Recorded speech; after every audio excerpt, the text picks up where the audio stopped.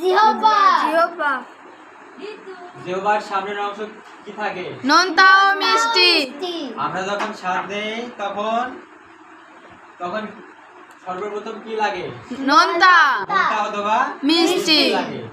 তারপর হচ্ছে আমরা যখন টক জাতীয় খাবার খাই তখন কি এখানে টক লাগে না এখানে টক লাগে? এখানে টক লাগে আর উপরে আর নিচে টক লাগে। আর মানে তিতা জাতীয় জিনিস যেমন উদাহরণ দাও দেখি দুই একটা তিতা লাগে।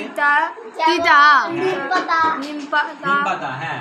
তুলসী পাতা তুলসী পাতা, হ্যাঁ। হ্যাঁ। তুলসী পাতা তিতা না, করলা তিতা। করলা তিতা, করলা। হ্যাঁ। আচ্ছা ঠিক আছে, করলা তিতা। তাহলে এই যে তিতা তুমি হচ্ছে স্বাদ দিবা এখানে, চলে যাবে এখানে ডাইরেক্ট অ্যাকশন। ও স্যার ঝাল লাগে দিকে। ঝাল ঝাল এর মধ্যে পড়ে না। এটা কি ক্লাস? বিজ্ঞান বিজ্ঞান। সায়েন্স তো যাই হোক, তাহলে এটা পুরোটা কি?